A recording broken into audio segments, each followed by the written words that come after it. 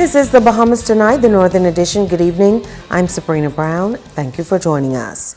Topping the news, Prime Minister the Right Honourable Perry Christie presenting the mid-year budget statement in Parliament today.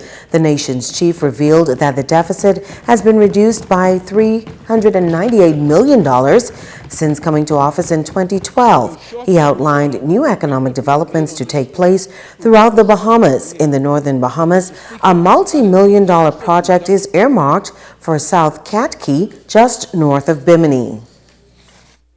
$94 million is being spent for the development of a 53-room, five-star boutique hotel marina, condominiums, home sites, and amenities, with 195 construction and permanent jobs in the making. At the nearby Sandy Key, now known as Ocean Key, Mediterranean Shipping Company is investing some $100 million in development of a private cruise port destination, offering 500 construction jobs beginning shortly and 200 permanent jobs when completed in 2018. And we expect this to begin shortly. Prime Minister Christie also had some good news for CLECO policyholders who were left in limbo after the company collapsed and went into liquidation in February of 2009. The Prime Minister said a solution is now at hand. The liquidator and the government have agreed to a plan in favor of policyholders. This plan involves the creation of a special purpose vehicle to assume the insurance operations of CLECO and to pay out the policyholders who have been unable to receive the full payout of their benefit, subject to the policy not lapsing during the period of liquidation. Under the plan, surrendered policies, death benefits, medical claims, and staff pensions will be paid in full. Executive flexible premium annuity holders and surrendered pension policies will be settled in cash to a maximum of $10,000 per person. And the balance will be supported, Mr. Speaker, by a 7-year promissory note with interest at prime payable quarterly. Cash payouts are estimated to be around $16 million. Mr. Christie said the Ministry of Finance has formally requested that the liquidator commence payments before the end of this month. For years now, the former site of a popular food store chain has been closed, leaving the economic future of a once bustling town center hanging in the balance. Now, according to reports, that could possibly change as a major investment is said to be taking shape. Joan Davis-Roll reports. The redevelopment of the former Winn-Dixie food store said to be in the making, and residents say it could be the impetus needed to help turn the economic situation in downtown Freeport around. It's been years now since the former Winn-Dixie food store downtown Freeport, one of the oldest and largest food stores on the island, closed its doors, putting workers out of jobs and clogging the economic artery of the once thriving downtown center. ZNS News visited the site Monday morning and discovered crews at work, a clear indication that this business known as the heart of town is about to be resuscitated. Reports reaching our newsroom say that a Turks Island-based food store chain with Bahamian ties could be making its debut here on Grand Bahama. Residents say they are elated, as this will definitely fill a void. I love my Freeport, and I'm just excited. I say, and when I look at it, I say, wow, I wish it was me opening this thing. And whoever is, I hope, no ifs, ands, and buts.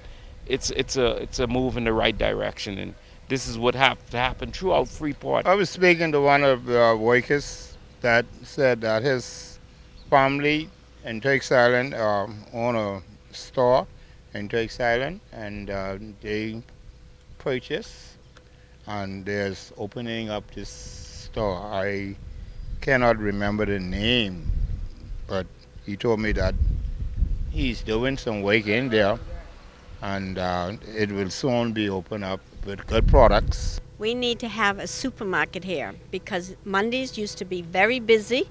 People came and this place was totally packed with people, and it's going to help all the other businesses. What do you think it's done since its closure to this area, seeing it close and for so long? Well, it kind of made us mad. Yeah, we love it, you know. We love to see the store here. And We go all over. I have a lot of my friends that are out of job, and this will be a boost in the economy, even for jobs.